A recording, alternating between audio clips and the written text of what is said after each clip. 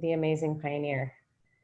I'm doing double duty here as DJ and and facilitator. So Pioneer, so good to see you. Thank you for joining us. Thank you. See you too. For joining us. My name is Marte Siebenhar. My company is called Cultured Innovations. Today, we're just here to continue the discussion about what is on your mind as creatives and small business owners, and whoever else wants to participate in the conversation. So I haven't asked you to prepare anything specific, Pi, because I wanted to just kind of hear what's on your mind during this time. But this is definitely kind of like a loose format. We'll ask for questions. People listening, paying attention, feel free to ask your questions on Instagram in the text box. If you're on Zoom, you can use the chat mode. If you're on Facebook, I'll be toggling back and forth. So in any case, we're really glad you're all here. And Pi, tell us what's going on. Oh, everything and almost nothing at the same time, like as I'm sure is the case for a lot of folks, where it's like this is a really uncertain, unprecedented time we keep hearing.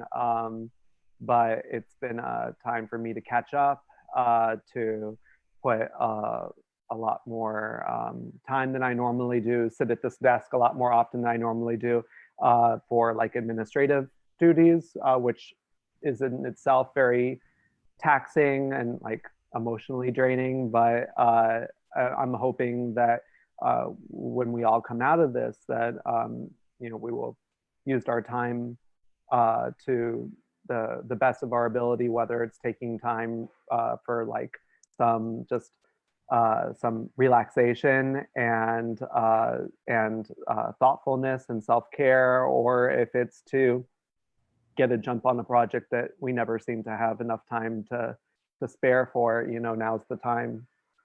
Yeah, cool. And I kind of skipped ahead. Why don't you just let us know more about yourself? Who are you? What are you up to? What's your main gig? And yeah, what about you? Well, my name is Pioneer Winter. I direct Pioneer Winter Collective, which is a group of allied bodies, dancers, performers, activists in their own right. We're seeking to transform the cultural landscape of South Florida and beyond through democratizing performance through unexpected stories that wouldn't otherwise be told on stage. I also direct Screen Dance Miami, which is a program through the Miami Light Project. I'm a faculty member at FIU and Miami-Dade College. And in my company, I direct a few different projects that are ongoing. Our most recent one is a commission from the Adrian Arch Center that will premiere in October, and we're on hold with rehearsals right now because of coronavirus. But the piece is called Birds of Paradise, and it looks at resiliency, identity, and agency, especially in queer and marginalized communities. Cool. Tell us more about what, well, congratulations on the commission. Super proud. I'm actually on Pioneer's board, so it's really a pleasure to have all of these threads come together. So tell us more about what it means when you say allied bodies. I mean, bodies that can be at the same time, in the same breath, they are marginalized as well as allies to each other. We are a queer company in that we are the only company that I know of in Florida that focuses on the LGBTQ community year-round, whose the company members, I think all but one performer self-identifies as queer. Everybody else self-identifies as queer. We aren't a mixed ability or physically integrated dance company by mission, but that's part of our approach. So there are performers in the company that happen to use a wheelchair. And so we are allied in that we come together in the making of innovative theatrical work, work that wouldn't otherwise have the opportunity to be told in more traditional mainstream classical or even contemporary dance settings.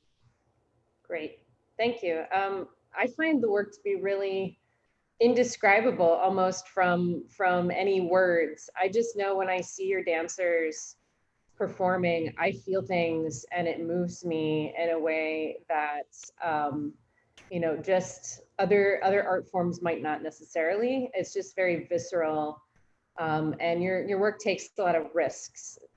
So I'm really excited by it. And tell us more about Birds of Paradise. So that's coming ostensibly to the Art Center in October. Yes.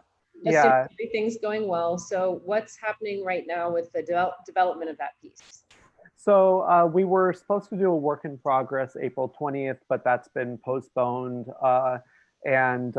So right now in our quote unquote off time where we wouldn't be having rehearsals, I've asked the company members, including our music and wardrobe collaborators, to seek out stories of resilience and transformation and agency in their own circles, um, in their own communities, in their own group of friends, because we all have those stories. And I just didn't want for this sort of forced break that we have from rehearsals to be a break from the project, but instead a way for us to be able to refocus and turn our attention to things that we were lacking in when we were focused so much on like the choreographic aspects of it. So really work on building content right now and sourcing from our own community, which is what we've done since Pioneer Winter Collective even started. It's been about it's been the dance company where you don't have to leave things at the door, where you bring your entire self to it, and that you don't have to hide things about yourself that you maybe were told you had to if you wanted to be a dancer or performer. Experiences and stories and identities that are often stripped of the performer, which is pretty common. As far as Birds of Paradise goes, I thought that it was originally going to be a piece that was going to be more of like a history lesson. It was going to be more about where have we gone as a community since the Stonewall riots that were a little over 50 years ago, um, and uh, and what are we doing now? And the more we've been working, the more I realized that, or we realized as an ensemble, that uh, we don't need to turn this into a history lesson. We don't really need to look forward, look to stories other than the stories that are in the room or in our community. So this is very much a story of that focuses on voices in South Florida and experiences that can be told firsthand rather than pulling from an archive or pulling from a textbook or a secondary source. That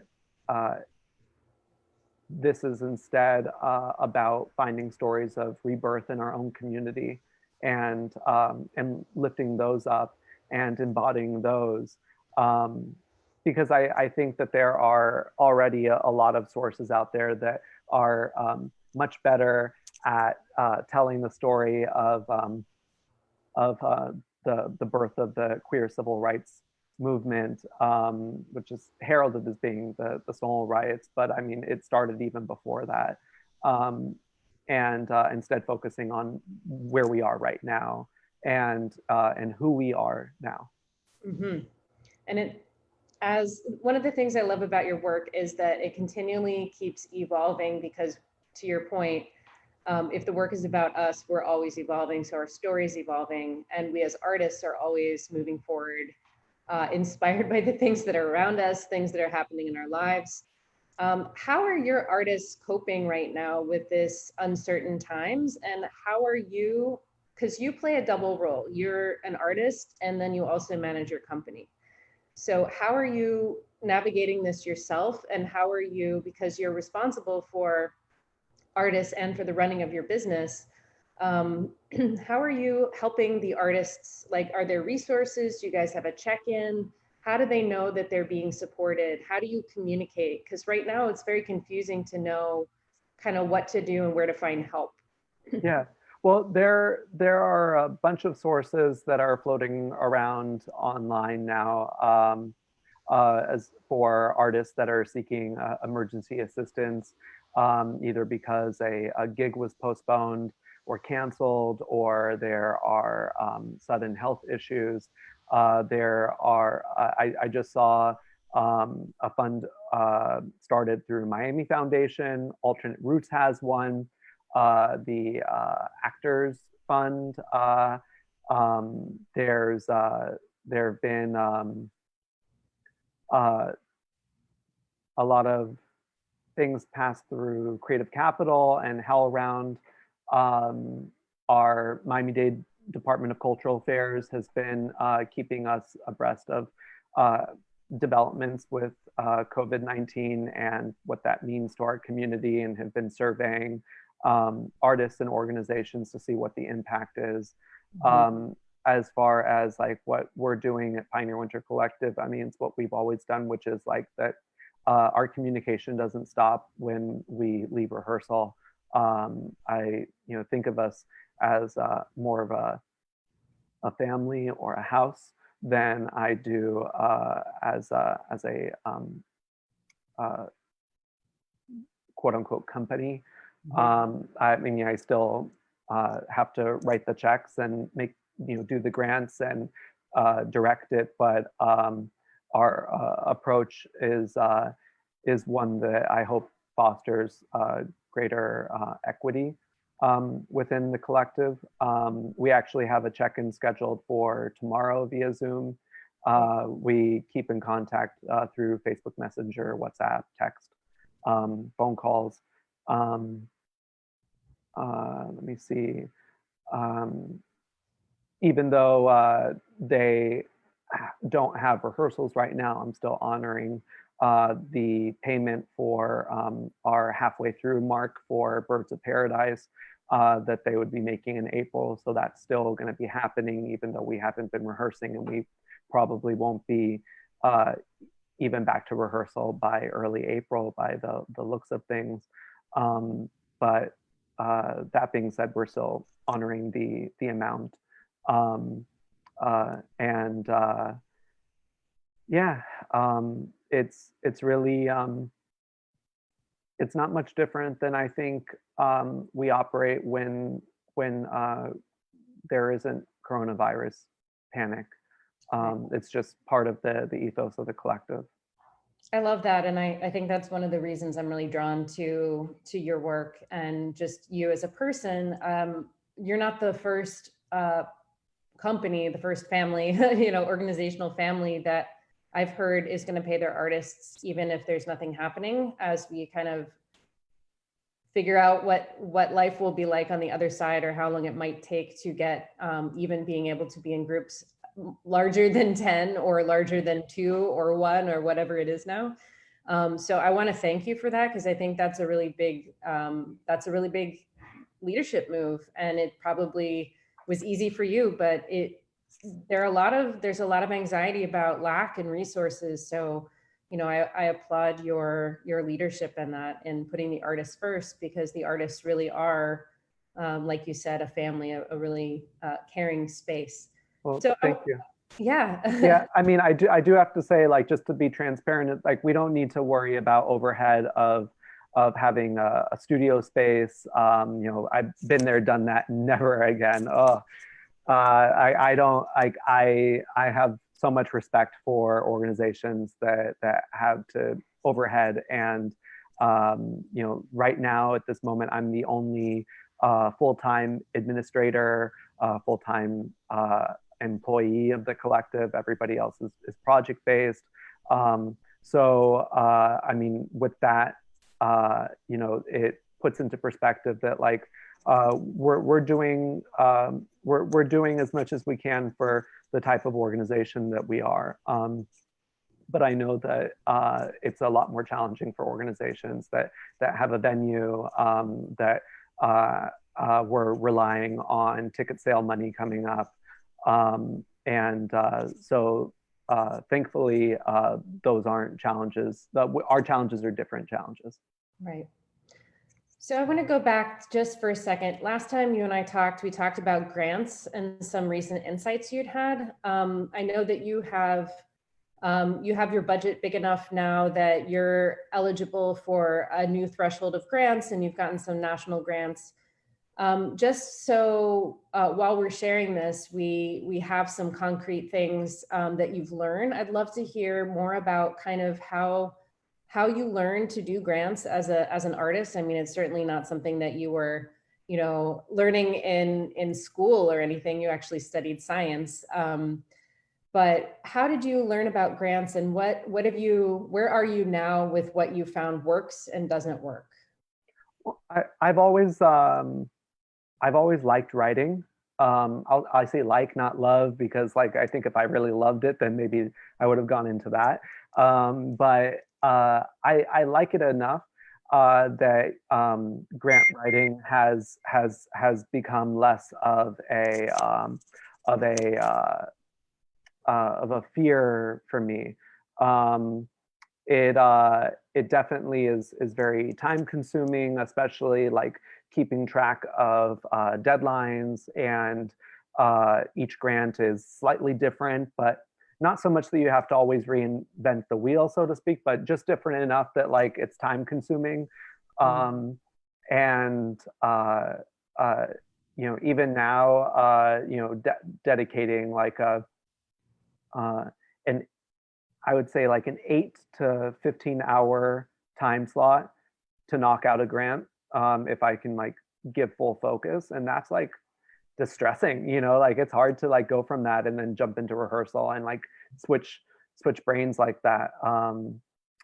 Things I've learned are that I don't know if and I say this like sort of at that threshold of that I'm looking into hiring a dedicated development manager / grant writer for the collective. And I'm worried about like can I really pass that off to someone else, because I've been told so many times that nobody speaks as passionately about like your work as you, and how do you translate that to someone else so they represent you as well as you can represent yourself, but also knowing that they'll be able to spend a lot more time and energy and have a clearer head when they're doing these things. Other things I've learned for myself have been that like even though like just knowing the organization is very important, keeping track of dates and deadlines, maybe even doing things that are not necessarily part of my job description. Like I learned the hard way that it's that you need to make sure that you have invoices for everything when you're working with when you're employing artists. And I used to rely on the artist to do the invoice, and now I do them because it's a really easy template, and I have no problem just like doing them, sending them to them, they fill them out, they give them to me. And then I know that when it's time for grant reporting, I have the invoices, I have the W-9s, I have the canceled checks. It's, all of it is there. So taking a little bit of time in the beginning,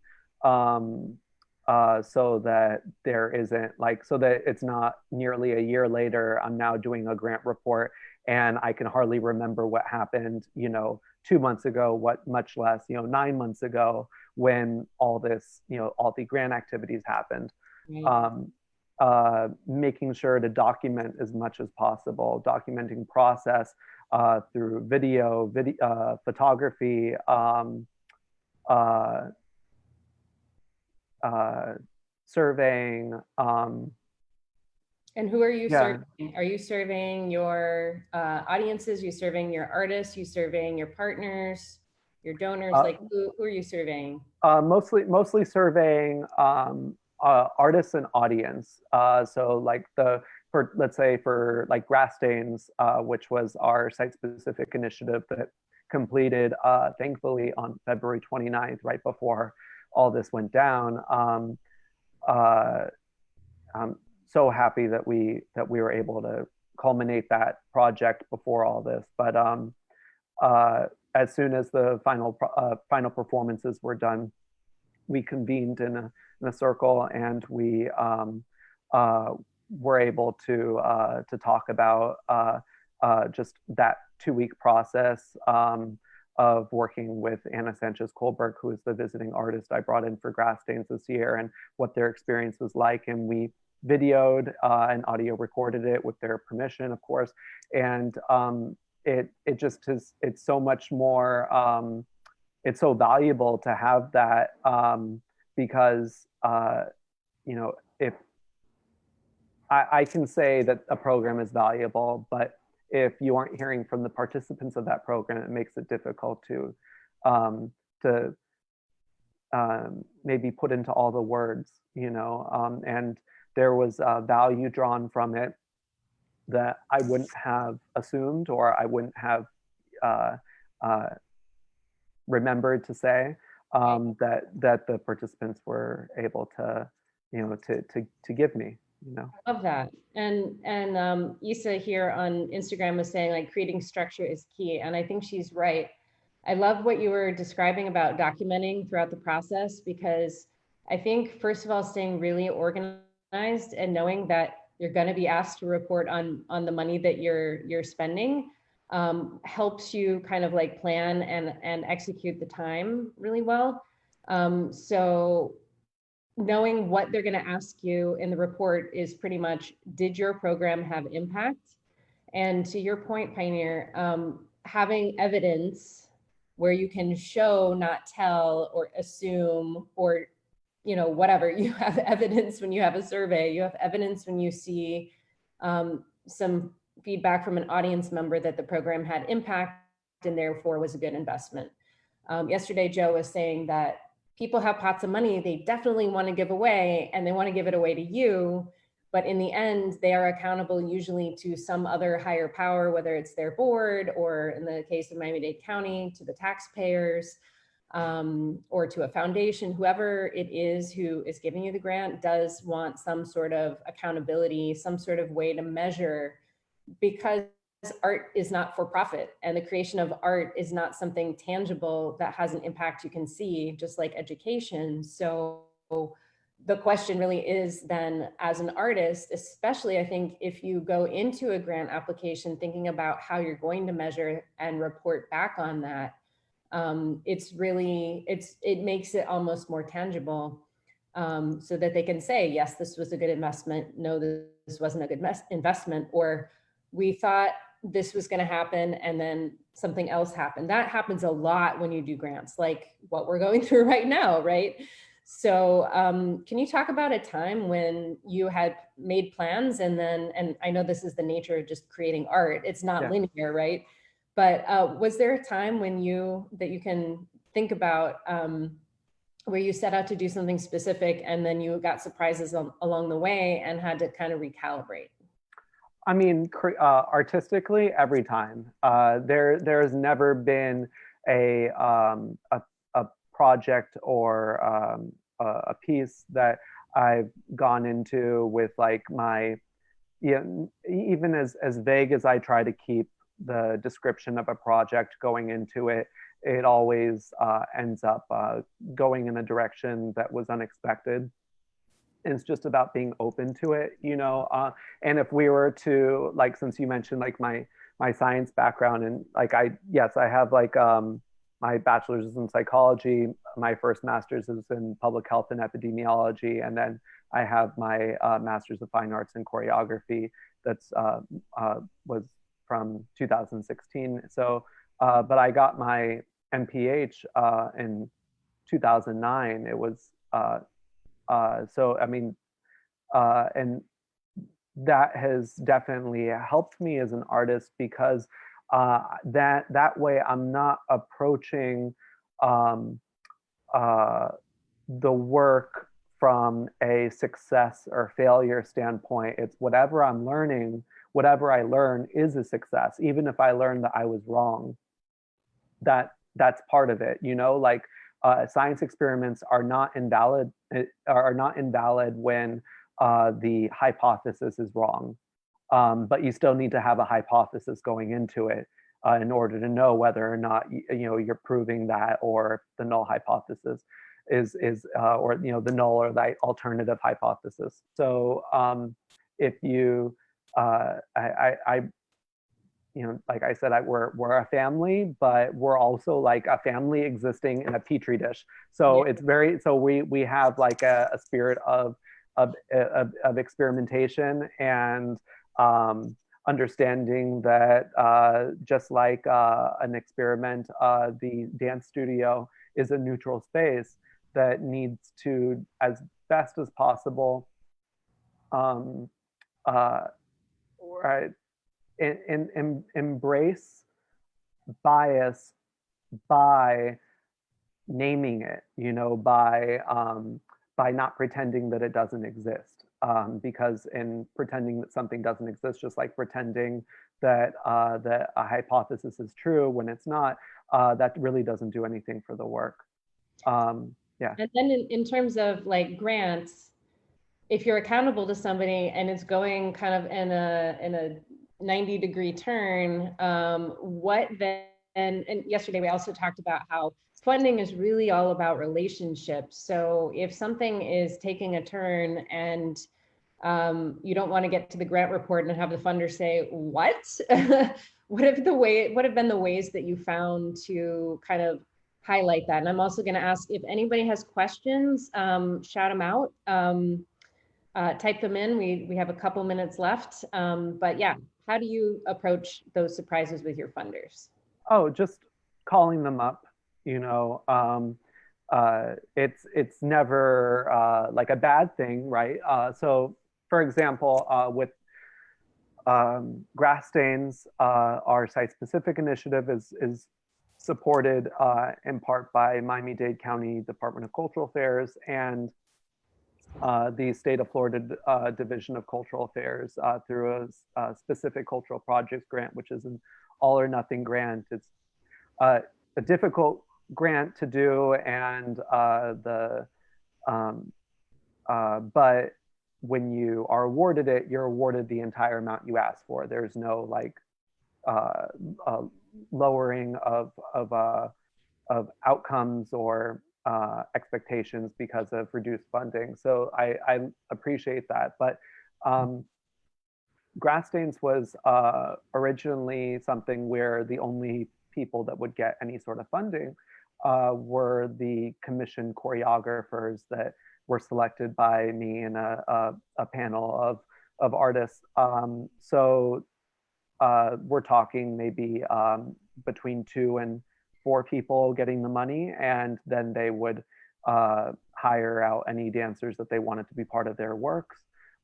They were also the only ones that received any professional development from the artist mentor that we brought in. But with this grass stains, I wanted something to be different. And the big difference was that nobody got commissioned. It was that I brought in, ended up being, I think, 22 or 23 local choreographers and performance-based artists. And they all received a stipend for 1 week of professional development with visiting artist Anna Sanchez-Colberg, who I brought in from Athens, Greece. And it was $600. And it was 6 days of like 3-4 hours a day. So, I mean, it wasn't a huge amount of money, but I mean, it was a way of me being able to provide professional development to more than just a handful of people. Your And engagement to, was a little broader instead of going deep. And that's what yeah, you yeah. learned. And to honor their time, yeah, but still have the outcome that we needed for state of Florida, which is there needs to be a public performance. And because of the location, you could argue that there was a public performance every day because we were at Miami-Dade Wolfson Campus Building 1, hosted by MDC Live Arts.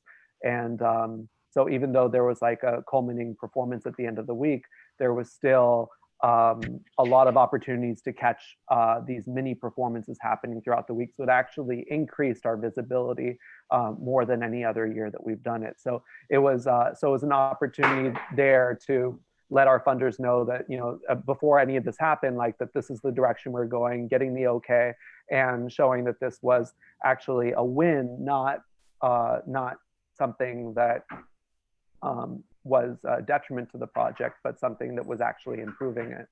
I love that. So if things go in a different direction than you anticipate, also being able to kind of show how the unanticipated things are actually helping the impact or helping the visibility or helping the success of the program. Yeah, to celebrate those things.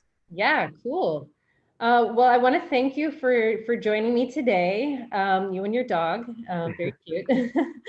And if anyone has any other questions, feel free to post them on the Facebook page, send me a DM on Instagram. Otherwise, Pioneer Winter, thank you so much for joining us. Marta. And we'll see you another time. Thank you. Stay safe. Bye, you too. Bye.